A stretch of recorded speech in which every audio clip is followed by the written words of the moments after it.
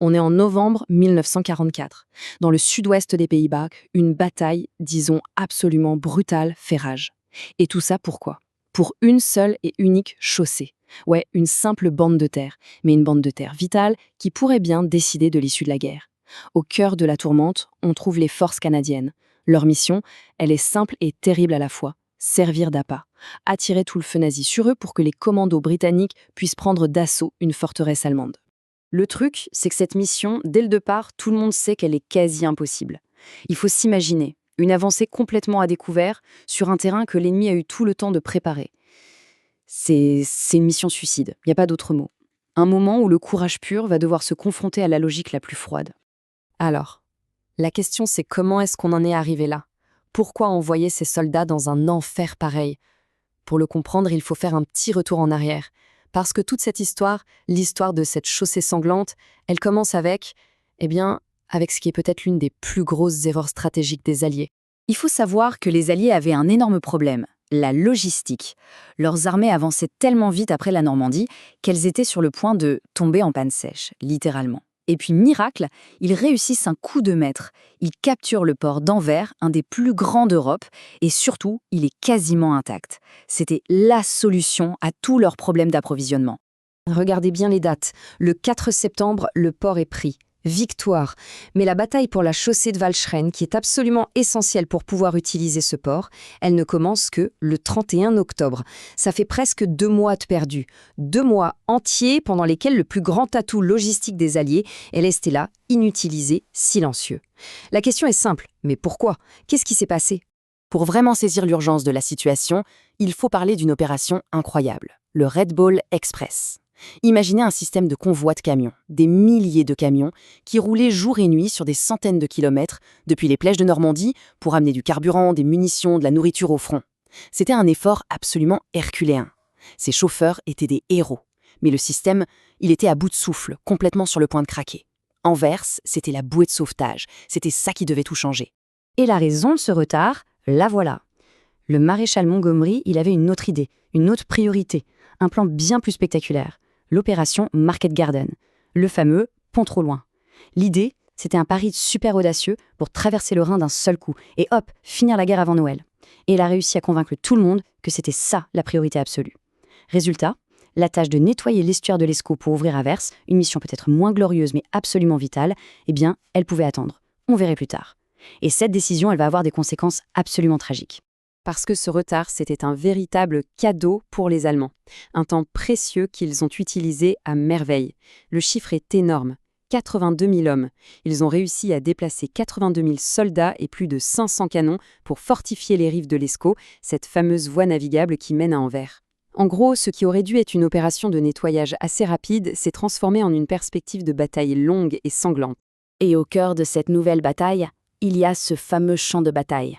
Cette étroite bande de terre. Un véritable piège mortel, comme s'il avait été conçu pour la défense. La chaussée de Walcheren. Alors, essayons de visualiser le terrain. C'est une chaussée de moins de 1,6 km de long. Mais le pire, c'est sa largeur, à peine 30 mètres. Et de chaque côté, des vasières, des sables mouvants, en clair, impossible de contourner. Il faut passer par là, point. Et bien sûr, les Allemands le savent.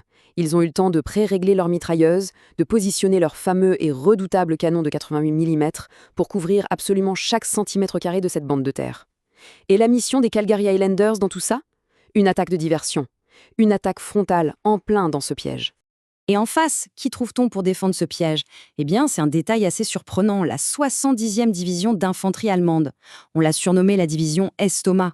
Pourquoi? Parce qu'elle était composée de soldats qui souffraient de problèmes gastriques chroniques. Ils avaient besoin d'un régime spécial, n'étaient pas vraiment faits pour les grandes offensives. Mais attention, ça ne veut pas dire qu'ils n'étaient pas de bons soldats. Dans une position défensive fixe comme celle-là, leur détermination, elle, était absolument intacte. Voilà, le décor est planté. Et c'est dans ce contexte que la première tentative sanglante de traverser la chaussée va avoir lieu, à la faveur de la nuit. On est dans la nuit du 31 octobre, la nuit d'Halloween. Le capitaine Frank Clark est à la tête de la compagnie B. Il lance l'assaut. Mais à peine ses hommes posent un pied sur la chaussée que l'enfer se déchaîne. Un déluge de feu s'abat sur eux. L'artillerie, les mitrailleuses, les Allemands transforment instantanément ce passage étroit en un véritable couloir de la mort. Dans un chaos pareil, tout repose sur un fil. La communication. Il faut pouvoir parler au commandement, coordonner les actions, mais les Allemands sont des experts pour couper ce fil. Alors que se passe-t-il quand on se retrouve complètement isolé, au milieu d'une tempête de feu? Eh bien, voilà ce qui se passe. Les radios sont brouillées. C'est aussi simple que ça. Les Allemands saturent les fréquences, et toute communication avec l'arrière devient impossible. Clark et ses hommes sont seuls, complètement seuls, pris au piège. Et comme si le feu ennemi ne suffisait pas, un autre problème surgit, un obstacle physique. Les Allemands ont fait sauter une partie de la chaussée. Résultat, un immense cratère bloque le passage. Là, l'avancée est stoppée net, c'est fini. Clark comprend que la mission est tout simplement impossible dans ces conditions.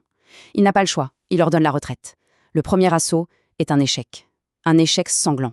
Mais voilà, un échec n'est pas une option. Cette chaussée doit être prise, coûte que coûte. Alors un deuxième assaut est planifié, un assaut encore plus désespéré que le premier. Et c'est là, dans cette nouvelle tentative, que le courage de certains individus va complètement transcender l'horreur de la situation. Le major Bruce Mackenzie met au point un nouveau plan. C'est extrêmement risqué, mais il n'y a pas vraiment le choix. La technique s'appelle le barrage roulant. L'idée est la suivante. L'artillerie canadienne pilonne une zone juste devant ses propres troupes. Puis, toutes les 2 minutes, le tir se déplace de 45 mètres. Le boulot des soldats, c'est de coller à ce barrage, d'avancer juste derrière les explosions, dans les cratères encore fumants. Le but, arriver sur les défenseurs allemands avant même qu'ils aient le temps de sortir de leurs abris. C'est une véritable course contre la mort. Il faut vraiment comprendre la pression qui pesait sur ces hommes. Depuis le débarquement en Normandie, les régiments de fusiliers, comme ces Calgary Highlanders, avaient subi à eux seuls 75% de toutes les pertes de la division d'infanterie. On parle de vétérans complètement épuisés qui se battaient aux côtés de jeunes recrues tout juste sortis de leur formation. Et au milieu de cette fournaise, un homme va faire quelque chose d'absolument incroyable. Son nom, le sergent Émile Laloge. Un soldat dont les actions, ce jour-là, vont complètement défier la rationalité. C'est comme s'il ne ressentait plus aucune peur, comme si la mort n'avait plus de prise sur lui. Alors que tous ses camarades sont cloués au sol par le feu ennemi, Laloge, lui, se lève et se déchaîne. Les Allemands lancent des grenades, il les attrape en plein vol et les leur renvoie. Il voit une mitrailleuse légère Bren qui demande normalement 2 hommes pour être opérés. Qu'à cela ne tienne, il s'en empare et tire tout seul. Il prend ensuite une arme anti-char, un Piat, et s'en sert contre l'infanterie ennemie. C'est de la folie pure, mais ces actions insensées créent une brèche. Elles fournissent un feu de couverture vital qui permet enfin à ses camarades de se regrouper, et même d'avancer. Grâce au sacrifice de ces soldats canadiens, et à l'héroïsme incroyable d'hommes comme le sergent Laloge, l'objectif est finalement atteint. La victoire est enfin en vue. Mais à quel prix? Parce que leur mission de diversion, aussi coûteuse en vies humaines soit-elle, a été un succès stratégique total. En concentrant toute l'attention et tout le feu des défenseurs allemands sur cette maudite chaussée, les Highlanders ont créé l'ouverture nécessaire. Ils ont permis aux principaux assauts, les assauts amphibies des commandos britanniques sur les plages de l'île, de réussir. Et bien sûr, la bravoure de ces hommes a été reconnue. Les officiers qui ont mené ces assauts quasi-suicidaires, le major Ross Ellis, le major Bruce Mackenzie et le capitaine Frank Clark, ont tous reçu l'ordre du service distingué. Quant au sergent Émile Laloge, il a reçu la médaille de conduite distinguée, l'une des plus hautes décorations possibles pour un sous-officier. Et voilà le résultat concret, direct de leur sacrifice. Le 28 novembre 1944, après encore des semaines de déminage de l'estuaire, ça y est, le premier navire de ravitaillement allié entre enfin dans le port d'Anvers.